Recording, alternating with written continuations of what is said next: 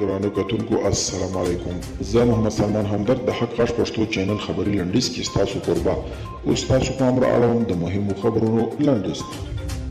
چک جمهوریت له خپلې خاورې د 18 روسي ډیپلوماټانو د ایستلو پریکړه وکړه. د چک جمهوریت د کورنۍ چارو وزیر چې د دې هیواد د بهرنیو چارو سرپرستي هم کوي یوې خبري غونډې ته وویله ما پریکړه وکړه چې پراګ کې د روسیې سفارت ټول هغه کارکوونکي وباسم چې زموږ د استخباراتي ادارې لخوا په ښکاره د روسیې د استخباراتو ادارې افسران پیژندل شوي دي.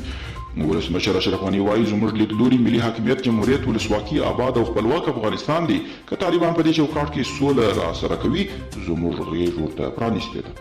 په روسیه کې د پوتین مشهور سیاسي مخالف الکسی ناولني د مرګ له ګواښ سره مخ دی. د ناولني ډاکټرانو ویلي چې نوموړي ته په زندان کې اړین روغتیايي خدمات نه رسول کیږي نو که وضعیت همداسې دوام کوي په راتلونکي ورځو کې د زړه د درېدو امکان شته.